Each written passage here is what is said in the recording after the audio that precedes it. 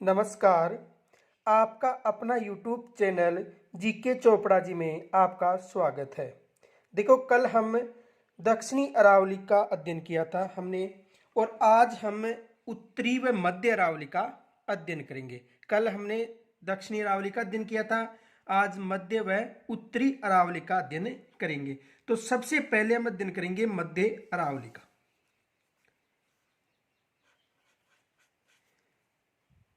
मध्य अरावली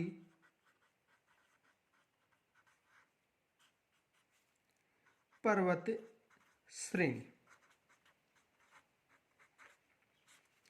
मध्य अरावली पर्वत श्रेणी। देखो, मध्य अरावली पर्वत श्रेणी का विस्तार अजमेर जिले में है। किस जिले में है? अजमेर में। अजमेर के अलावा कुछ क्षेत्र जयपुर व दौसा क्षेत्र भी माना जाता है। तो देखो,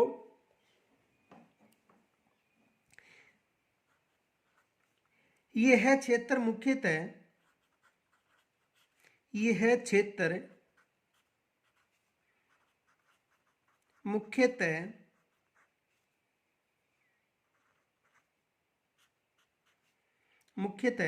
अजमेर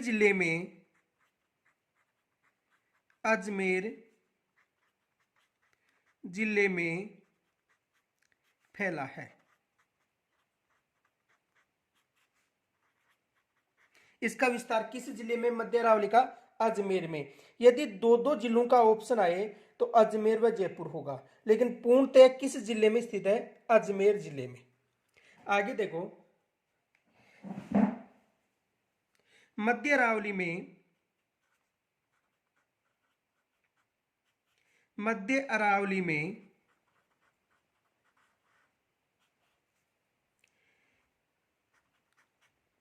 एक और पर्वत श्रेणियां हैं।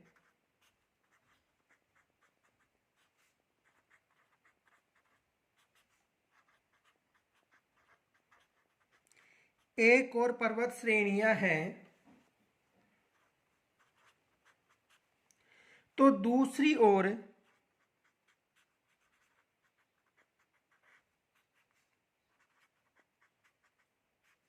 संकीर्ण घाटियां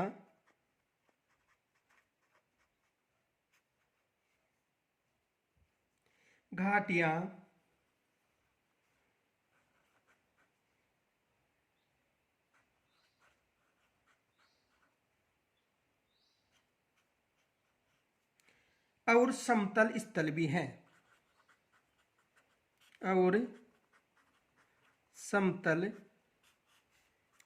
यानी मैदान।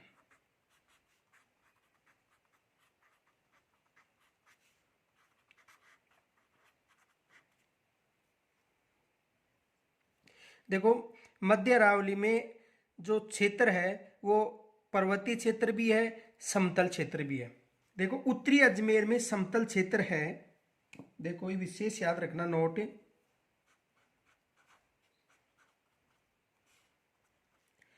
उत्तरी अजमेर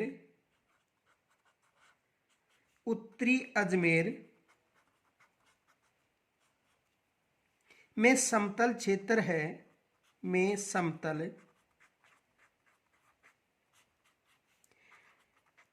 है, तो ब्यावर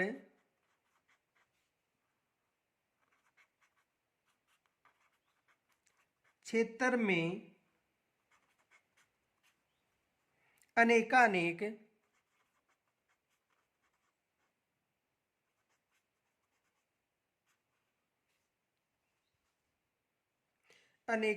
पहाड़ियां हैं।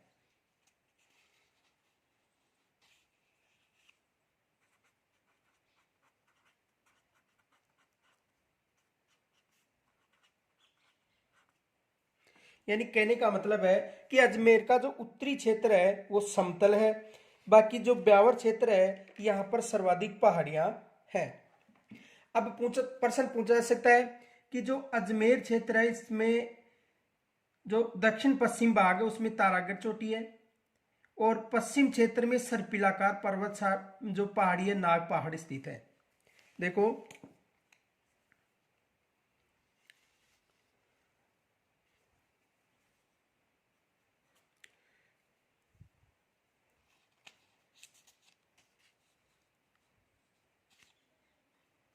अजमेर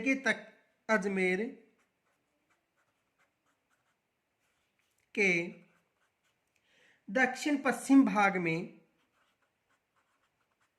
दक्षिण पश्चिम भाग में तारागढ़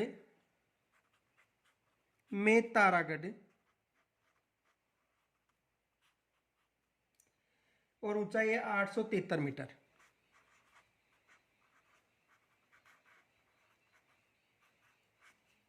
और पश्चिम भाग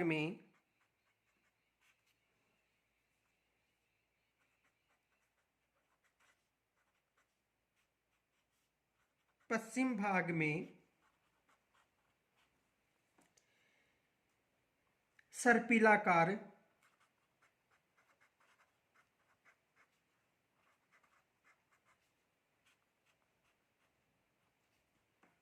पर्वत श्रेणी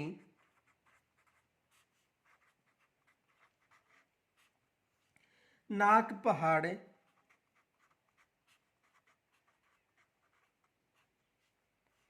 यानी 795 मीटर ऊंची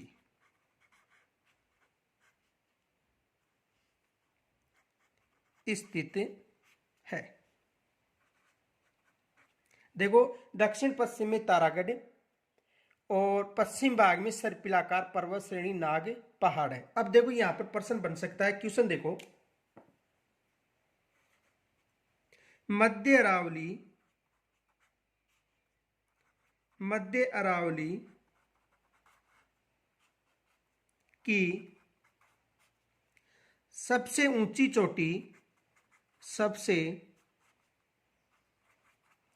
चोटी है। यह विशेष याद रखना, मध्य अरावली की सबसे ऊंची चोटी कौन सी है? तारागढ़। मध्य अरावली की सबसे ऊंची चोटी कौन सी है? तारागढ़।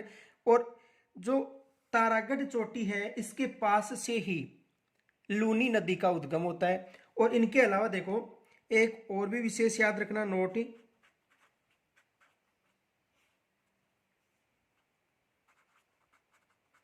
अरावली पर्वत श्रेणी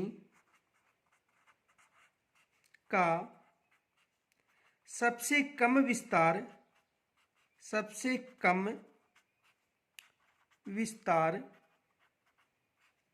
अजमेर में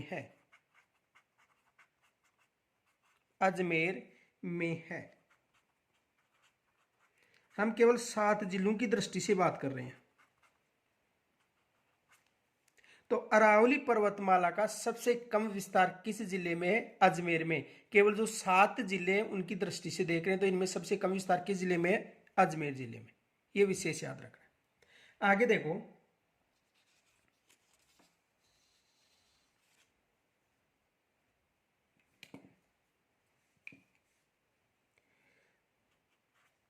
मध्य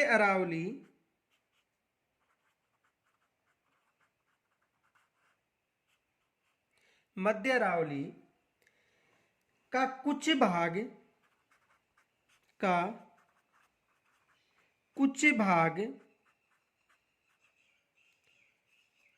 जयपुर व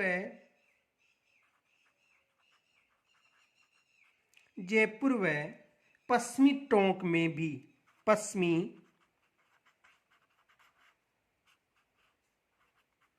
टोंक जिले में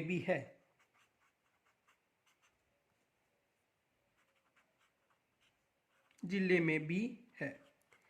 यानी मध्य अरावली का कुछ क्षेत्र जयपुर व पश्चिमी टोंक, वैसे संपूर्ण एक अगर ऑप्शन में जिला मिले तो बताना है अजमेर। आगे देखो,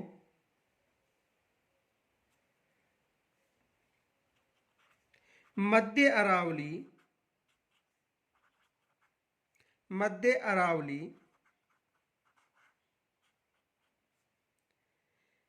की औसत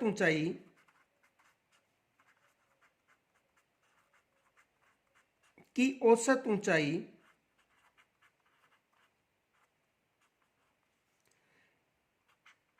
700 मीटर है। औसत ऊंचाई कितनी है? 700 मीटर। और इसकी चौड़ाई लगभग 30 किलोमीटर है। एवं चौड़ाई लगभग 30 किलोमीटर है। 30 किलोमीटर है। यानी मध्य अरावली की औसत ऊंचाई 700 मीटर, और इनके अलावा इनकी जो ऊंचाई है, चौड़ाई है, वो लगभग कितनी है?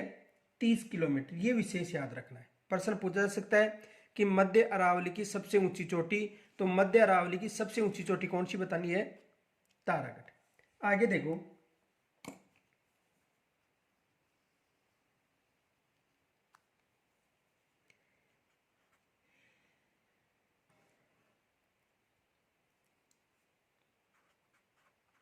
टोडगढ़ तहसील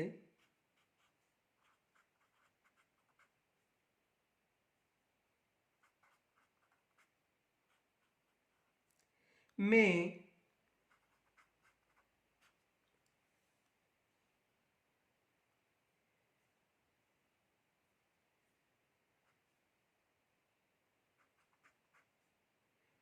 महाराज जी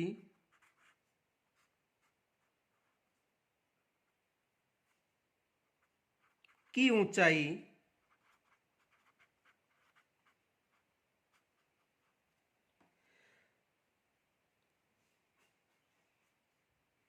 लगभग 933 मीटर है। 933 मीटर है।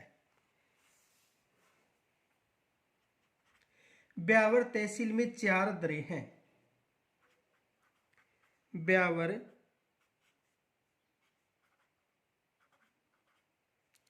तहसील में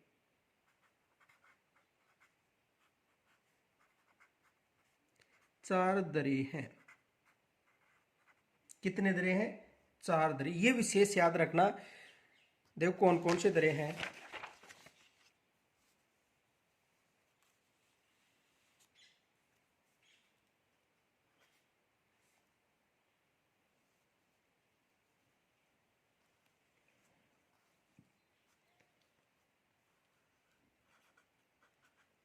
बारदरा, परवेरिया,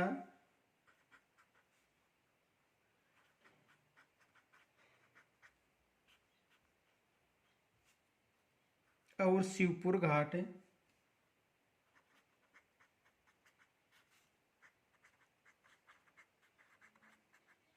शिवपुर घाट, सुर्रा घाट,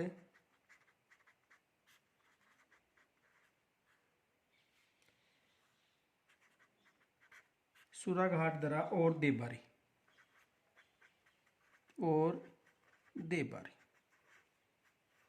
तो ये जो दरे हैं वो ब्यावर यानी अजमेर जिले में स्थित है। आगे देखो, यहां पर एक प्रश्न बन सकता है। क्वेश्चन देखो,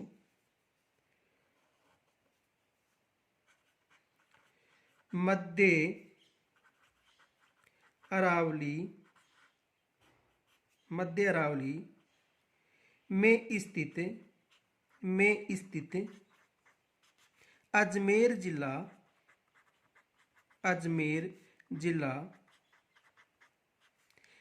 जल विभाजक जिला है। जो पीछे समझाया था, पीछे टॉपिक में, कि जल विभाजक जिले अजमेर और उदयपुर है। अब देखो पढ़ेंगे, आगे अध्ययन करेंगे उत्तरी अरावली। आगे किसका अध्ययन करेंगे? उत्तरी अरावली। पर्वत श्रेणी, उत्तरी अरावली पर्वत श्रेणी। देखो उत्तरी अरावली पर्वत श्रेणी में 3 जिलों का विस्तार है, विशेषतः जयपुर, दौसा और अलवर। जयपुर, दौसा व अलवर। मुख्यतः कितने जिलों में विस्तृत है? 3 जिलों में विस्तृत है। आगे देखो, यह है अरावली श्रृंखला, यह है अरावली श्रृंखला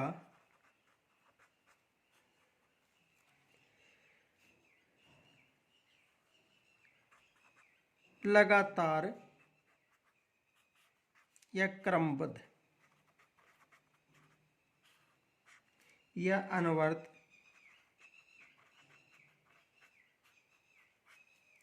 न होकर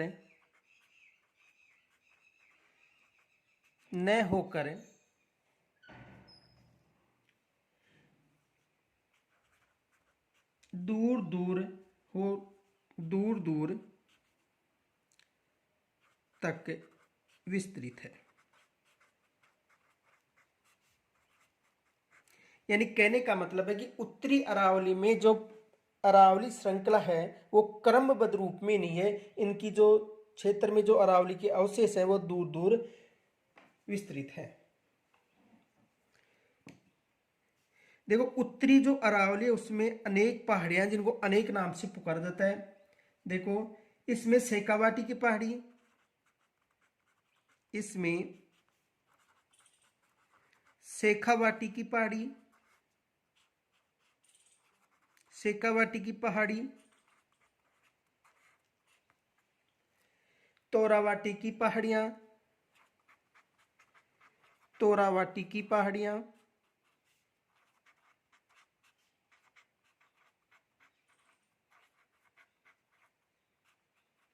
तोरावाटी की पहाड़ियां तथा जयपुर और अलवर की पहाड़ियां सम्मिलित हैं। जयपुर और अलवर की पहाड़ियां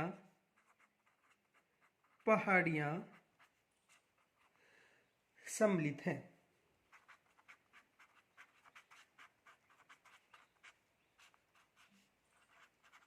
कौन कौन सी पहाड़ियां हैं? शेखावाटी, तोरावाटी, जयपुर और अलवर की।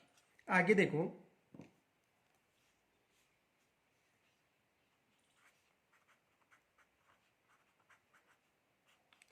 सांबर गैप के पश्चात अरावली उत्तर पूर्व की ओर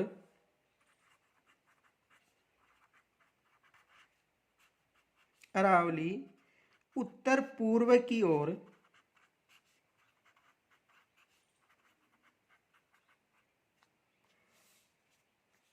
पालखेत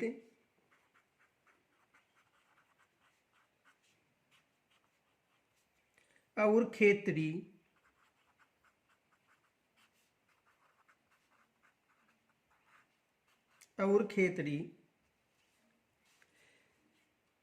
श्रेणियों के रूप में है। श्रेणियों के रूप में है। किस रूप में है? श्रेणियों के रूप में। जबकि उत्तर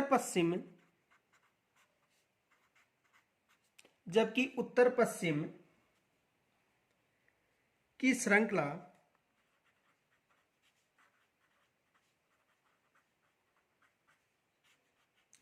श्रृंखला शेखावाटी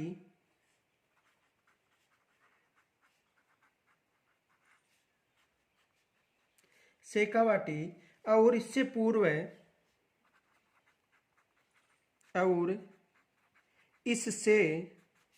पूर्व की ओर तोरावाटी पहाड़ी कहलाती है।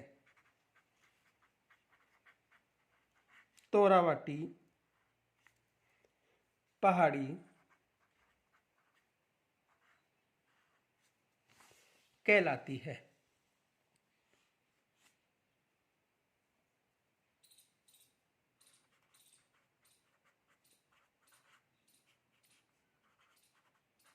अब देखो यहां पर प्रश्न क्या बन सकता है, क्वेश्चन देखो, उत्तरी अरावली की सबसे ऊंची चोटी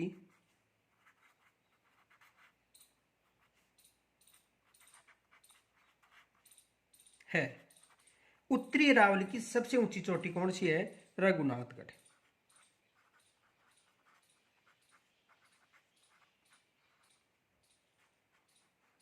रघुनाथगढ़, और इसकी ऊंचाई है 1055 मीटर, और ये चोटी कहां पर है? सीकर में। अब देखो आपके मन में एक प्रश्न हो रहा होगा कि उत्तरी अरावली का जो विस्तार है वो 3 जिलों में था, जयपुर, दौसा और अलवर, जबकि सबसे ऊंची चोटी कौन सी है? रघुनाथगढ़ सीकर। तो विशेष याद रखना कि जो उत्तरी अरावली उसका क्रमबद्ध रूप से विस्तार तो केवल 3 ही जिलों में है, जयपुर, दौसा और अलवर। क्रमबद्ध रूप से विस्तार किन किन जिलों में है? जयपुर, दौसा और अलवर। वैसे इसके अवशेष हैं जो अलग अलग क्षेत्रों में पाए गए हैं, तो उनके अनुसार सबसे ऊंची चोटी कौन सी है? रघुनाथगढ़। वैसे अगर हम पश्चिमी राजस्थान की बात करें तो पश्चिमी राजस्थान में भी अरावली के अवशेष पाए जाते हैं, जैसे सिवाना की पहाड़ी क्षेत्र है, जालोर पर्वत श्रेणियां हैं, वो अरावली के अवशेष हैं, लेकिन उसमें पश्चिमी रेतीले मैदान में भी हम इसके अवशेष पाए गए हैं। तो विशेष याद रखना कि इसके जो अवशेष हैं उनका विस्तार 13 जिलों में है, और क्रमबद्ध रूप से ये केवल 7 ही जिलों में है। यदि एग्जाम में प्रश्न पूछ ले कि अरावली पर्वतमाला का क्रमबद्ध रूप से विस्तार है तो 7 जिले हैं, और अवशेष सहित पूछे तो उसमें बताना है 13 जिले। आगे देखो, तो उत्तरी अरावली की सबसे ऊंची चोटी कौन सी है? रघुनाथगढ़। और रघुनाथगढ़ कहां पर है? सीकर में। देखो नोट,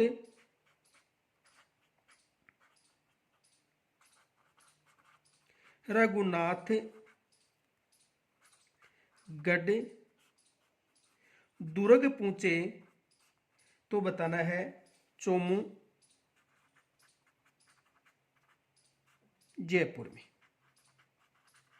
ये विशेष याद रखना। यदि रघुनाथगढ़ चोटी पूछे तो सीकर में बताना है, और रघुनाथगढ़ दुर्ग पूछे तो चोमू, जयपुर में बताना है। ये विशेष याद रखना।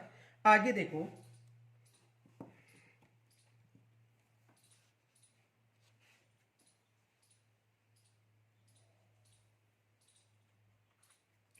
तोरावाटी और अलवर की श्रृंखलाएं, तोरावाटी और अलवर की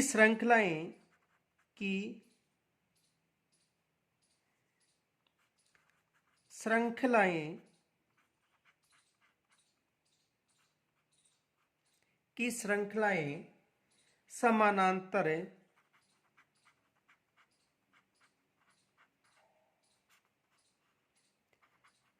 पहाड़ी क्रम में है। किस क्रम में? समानांतर पहाड़ी क्रम में है। आगे देखो,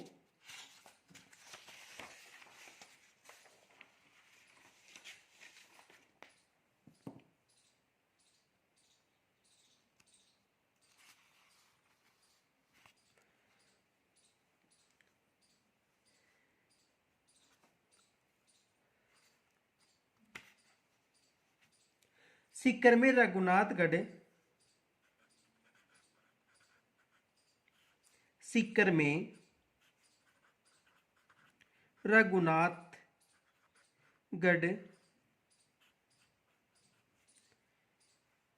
सीकर यानी चोटी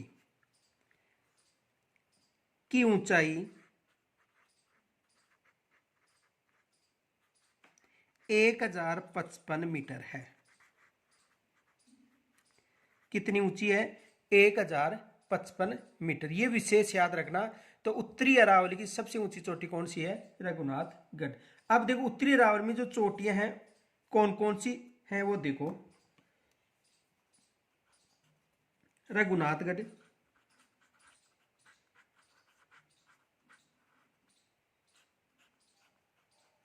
और रघुनाथगढ़ की ऊंचाई है 1055 मीटर। और किस जिले में है? सीकर में। दूसरी है खो,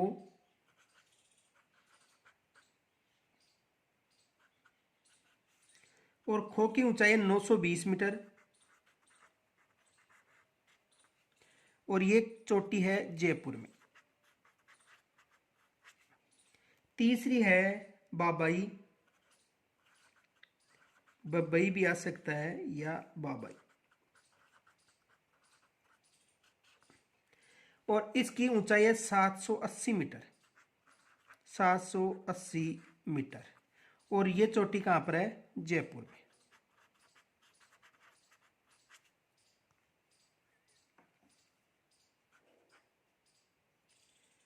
देखो, बाबाई या बबई, वैसे बबई एक सॉरी झुंझुनू भी है, लेकिन वो अलग स्थान है। और ये चोटी कहां पर है? जयपुर में। ये विशेष याद रखना। बिलाली, बिलाली, और बिलाली की ऊंचाई है 775 मीटर, और बिलाली भी कहां पर है? जयपुर में। फिर है बरवाड़ा,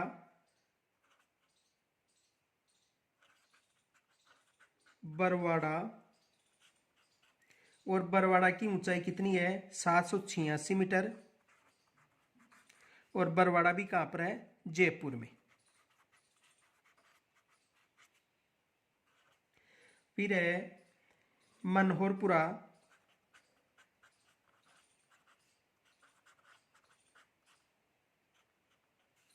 और मनोहरपुरा की ऊंचाई है 747 मीटर, 747 मीटर, और ये भी चोटी कहां पर है? जयपुर में। फिर है बैराठ, और बैराठ की ऊंचाई है 704 मीटर, और ये भी कहां पर है? जयपुर में। जयगढ़, और जयगढ़ की ऊंचाई कितनी है? 648 मीटर, और ये भी कहां पर है? जयपुर में।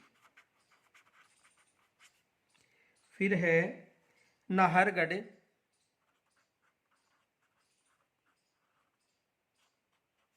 नाहरगढ़ की ऊंचाई है 599 मीटर, और ये भी कहां पर है? जयपुर में। फिर है भानगढ़,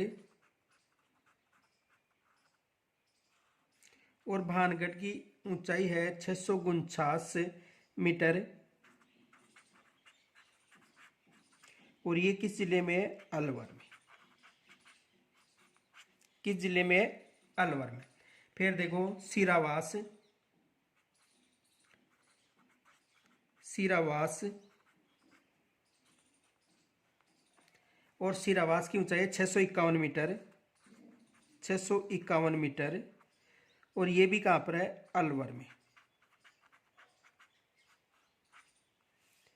फिर है अलवर किला, अलवर किला, और इसकी ऊंचाई है 597 मीटर, 597 मीटर, और ये भी कहां पर है? अलवर में। तो ये जो निम्न पर्वत चोटियां हैं, इनको आपको विशेष याद रखना है, क्योंकि ऑप्शन में दिया जा सकता है आगे चोटी दे दे या जिला पूछ ले, चोटी दे दे या उसकी ऊंचाई पूछ ले। तो विशेष याद रखना, ये जो पर्वत चोटियां हैं उत्तरी राजस्थान में जो अरावली श्रृंखला है उसकी निम्न चोटियां हैं। अब देखो, इसमें सबसे ऊंची चोटी पूछे तो आपको बताना है रघुनाथगढ़, जो कहाँ पर है? सीकर में। ये विशेष याद रखना कि उत्तरी अरावली की सबसे ऊंची चोटी कौन सी है? रघुनाथगढ़, और रघुनाथगढ़ चोटी कहाँ पर है? अलवर में। आगे देखो,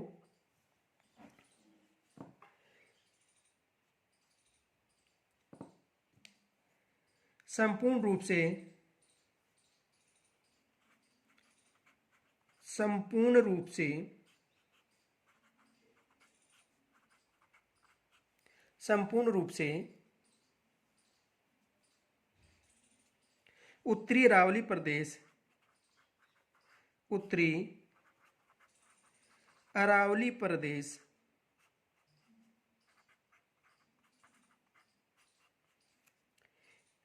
विविध भूआकृति,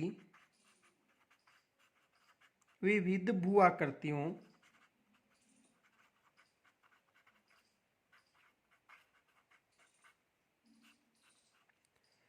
से युक्त प्रदेश है, से युक्त प्रदेश है।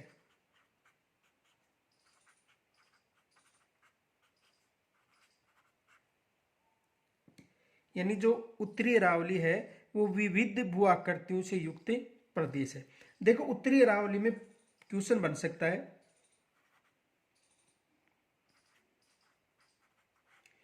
उत्तरी अरावली, उत्तरी अरावली पर्वत श्रेणियों से निकलने वाली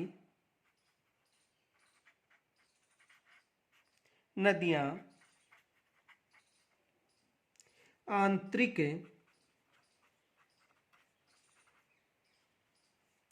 नदियां हैं।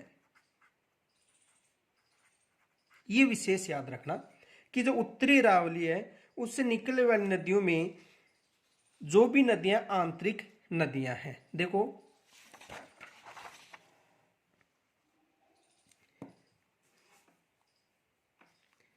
क्वेश्चन आगे देखो,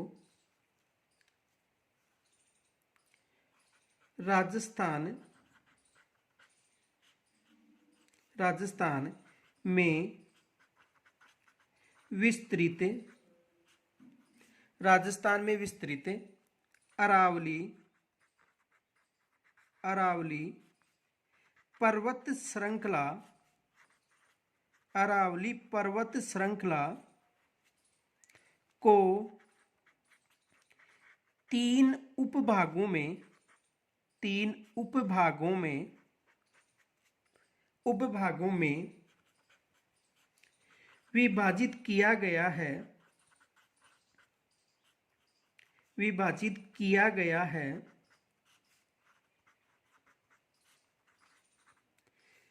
तो बताओ, तो बताओ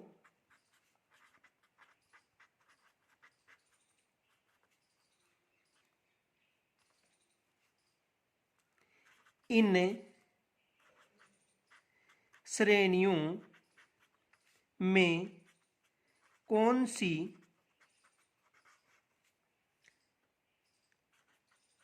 श्रेणी है जो आंतरिक बेसिन में आती है? किस बेसिन में आती है? आंतरिक बेसिन में आती है।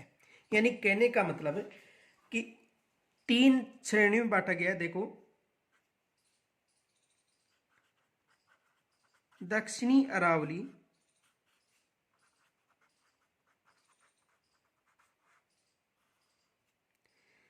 दूसरी है मध्य अरावली और तीसरी है उत्तरी अरावली।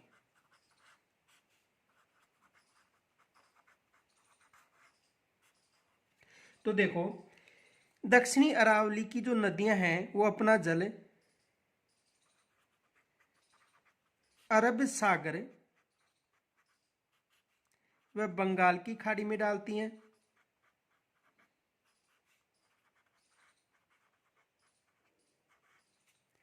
मध्य अरावली की भी जो नदियां हैं अरब सागर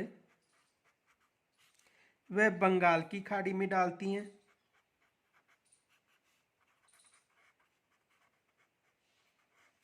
और उत्तरी अरावली की नदियां न तो अपना जल अरब सागर में डालती है और न बंगाल की खाड़ी में। यानी कौन सी नदियां हैं? आंतरिक बेसिन की नदियां, बेसिन की नदियां। कौन सी नदियां हैं? आंतरिक बेसिन की नदियां। यानी कहने का मतलब है कि राजस्थान में विस्तृत अरावली पर्वत श्रृंखला को 3 उप विभागों में विभाजित किया गया है। तो बताओ इन श्रेणी में कौन सी श्रेणी जो आंतरिक बेसिन में आती है, तो कौन सी आती है? उत्तरी अरावली।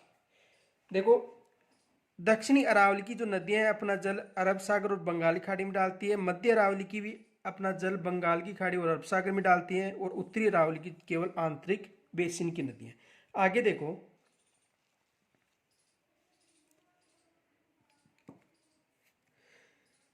अरावली की उत्पत्ति, अरावली की उत्पत्ति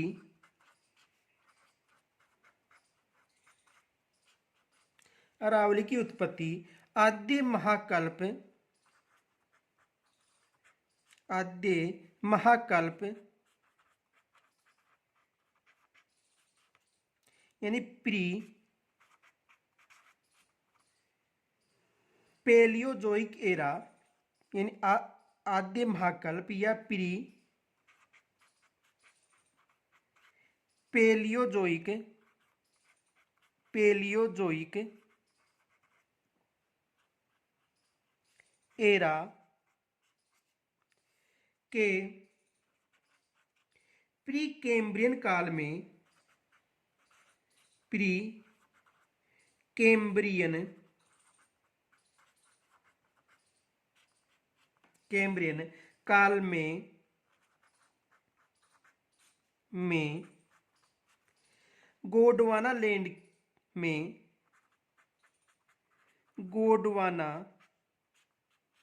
लैंड में अभिसरण के कारण, अभिसरण के कारण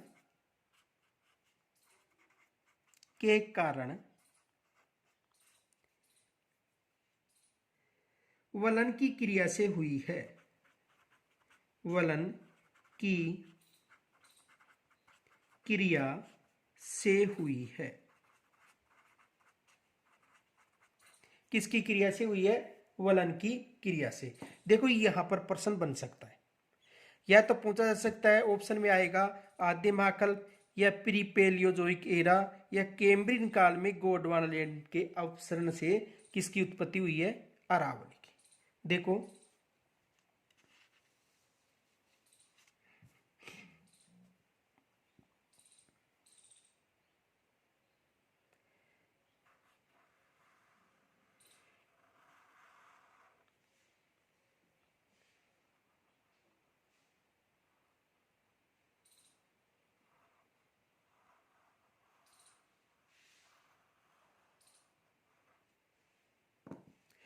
ये जो है गोंडवाना लैंड का अवशेष माना जाता है प्रायद्वीपीय भारत का पठार।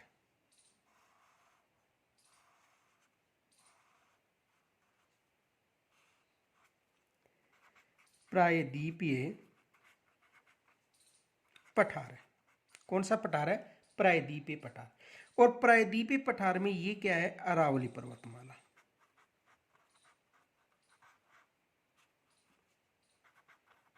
कौन सी पर्वत श्रेणी है? अरावली, जो किस भारत में किस भौतिक प्रदेश का भाग मानी जाती है? प्रायद्वीपीय भारत का। और ये किसका अवशेष माना जाता है? गोंडवाना लैंड का अवशेष। किसका अवशेष माना जाता है? गोंडवाना लैंड का अवशेष।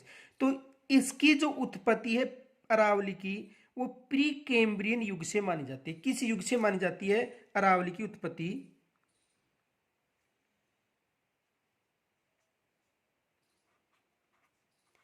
प्री कैम्ब्रियन काल से।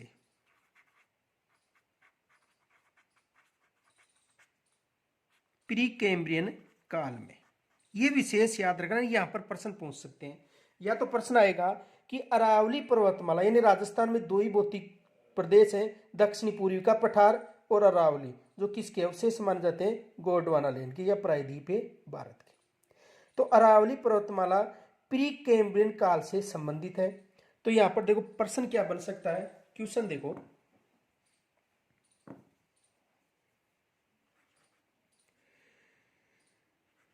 अरावली पर्वत श्रेणी वलित पर्वतमाला है। एक तो यहां पर आ सकता है कि अरावली कैसी है, वलित पर्वतमाला। कौन सी पर्वतमाला है, वलित पर्वतमाला। दूसरा प्रश्न देखो, अरावली पर्वत श्रेणी प्री कैम्ब्रियन काल से संबंधित है। प्री कैम्ब्रियन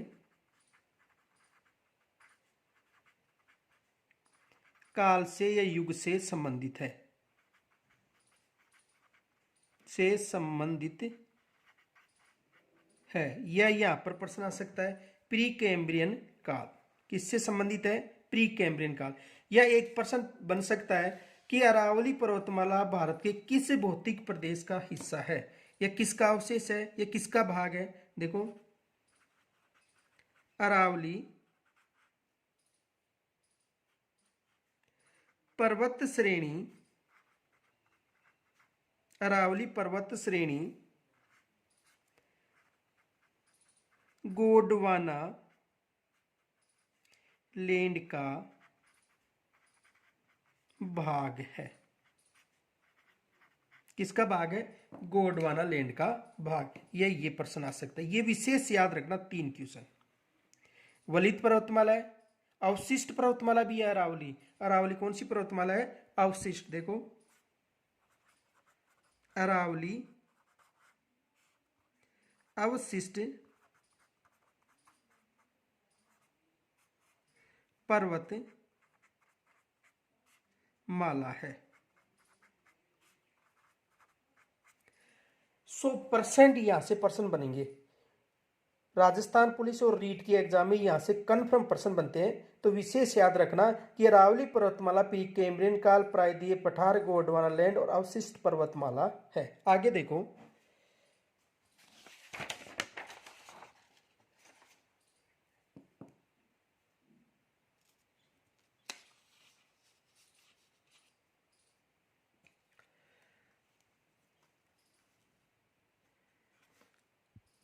अरावली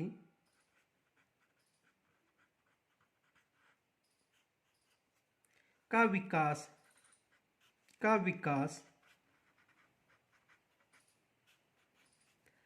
दहली क्रम की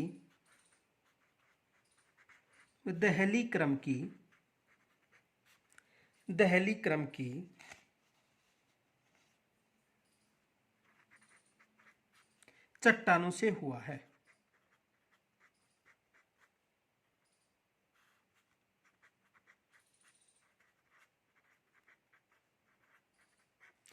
किन चट्टानों से हुआ है, दहली क्रम की चट्टानों से हुआ है। ये विशेष याद रखना।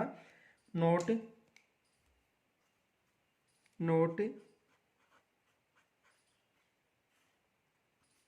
राजस्थान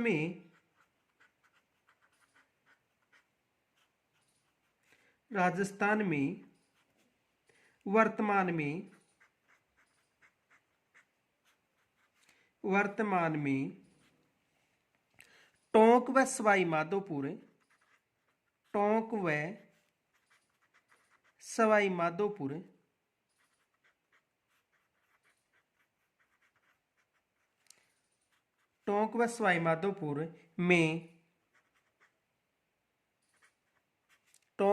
माधोपुर में देहली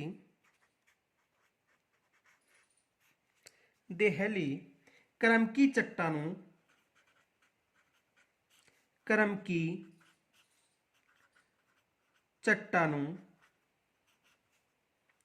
के अवशेष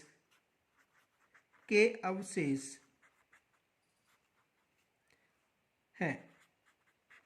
यानी राजस्थान में जो टोंक व सवाई माधोपुर क्षेत्र है उसमें किस प्रकार की चट्टानों के अवशेष हैं, दहली क्रम की चट्टानों के अवशेष हैं। ये विशेष याद रखना। प्रश्न पूछा जा सकता है कि दहली क्रम की जो चट्टानें उनके अवशेष कहाँ पर है।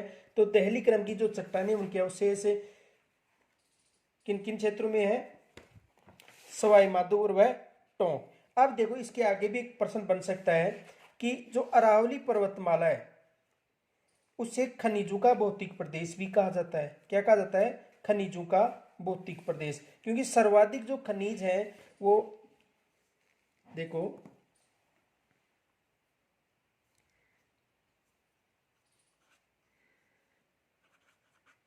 अरावली पर्वत श्रेणी खनिजों का प्रदेश, खनिजों का प्रदेश कहा जाता है। यानी खनिजों का जो प्रदेश है वो किसे कहा जाता है? अरावली को। ये विशेष याद रखना, प्रश्न पूछा सकता है कि खनिजों का प्रदेश किसे कहा जाता है? अरावली को।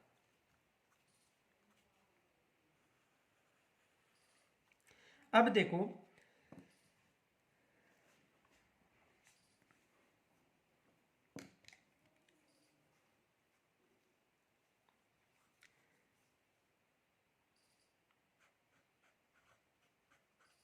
नोट, राजस्थान में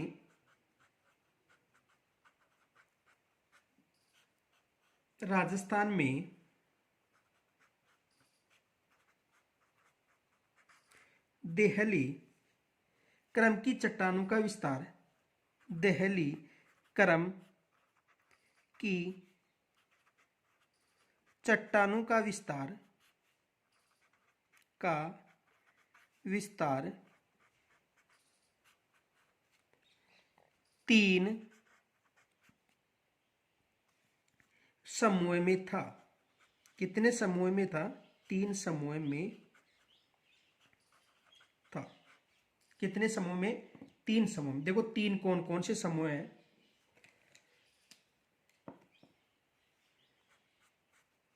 अलवर समूह, अलवर समूह है, और अलवर समूह में केवल अलवर जिला शामिल था। दूसरा है अजबगढ़ समूह है,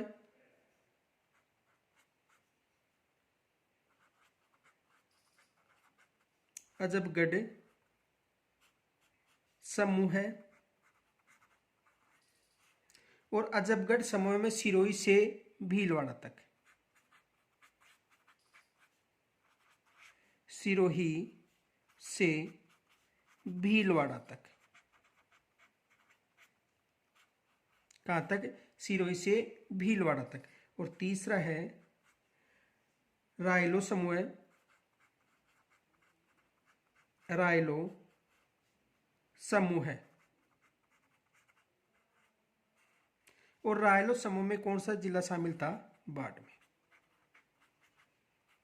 ये 3 समूह विशेष याद रखना कि राजस्थान में जो दहली यानी दिल्ली क्षेत्र की जो चट्टानों के अवशेष हैं, तो दहली क्रम की चट्टानों के अलवर समूह है, अजबगढ़ समूह और रायलो समूह, ये 3 विशेष याद रखना है। कौन कौन से हो गए? अलवर समूह, अजबगढ़ समूह और रायलो समूह। आगे देखो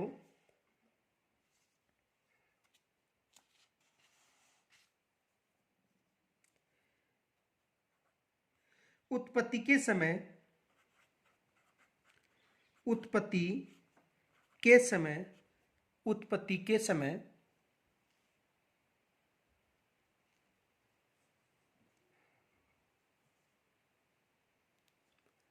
उत्पत्ति के समय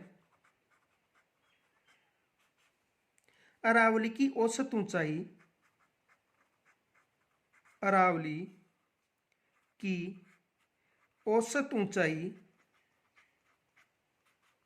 2800 मीटर थी।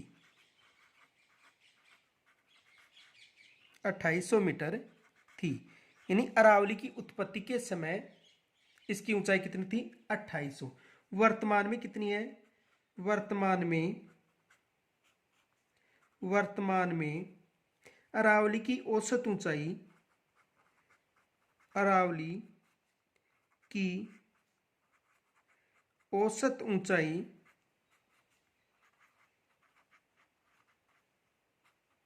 औसत ऊंचाई 930 मीटर है, 930 मीटर है। अब देखो प्रश्न क्या बन सकता है, प्रश्न क्वेश्चन बन सकता है जो आपको कमेंट्स के माध्यम से उसके उत्तर बताना है। तो देखो प्रश्न है, राजस्थान में कौन कौन सी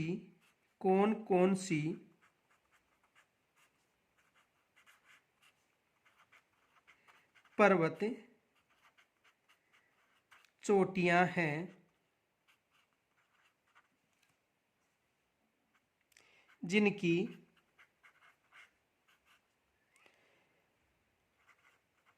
अरावली की औसत ऊंचाई से ऊंची पर्वत चोटियां हैं।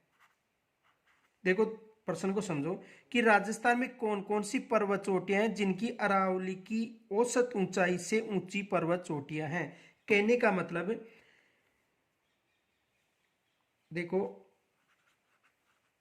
अरावली की औसत ऊंचाई कितनी है, औसत ऊंचाई, अरावली की औसत ऊंचाई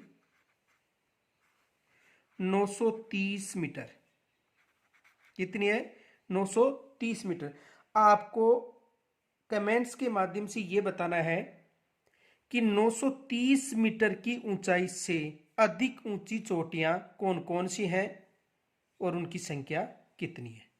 तो केवल आपको बतानी है कि अरावली की औसत ऊंचाई से ऊंची पर्वत चोटियां कौन कौन सी हैं, कमेंट्स के माध्यम से जरूर बताना। तो अरावली पर्वतमाला की उत्पत्ति के समय ऊंचाई कितनी थी 2800 मीटर, जो वर्तमान में कितनी है 930 मीटर। शेष पढ़ेंगे या शेष अध्ययन हम कल करेंगे। यदि कोई समस्या हो तो कमेंट्स के द्वारा जरूर बताएं, इसे अधिक से अधिक लाइक व शेयर करें तथा शेष अरावली का अध्ययन हम कल करेंगे। धन्यवाद।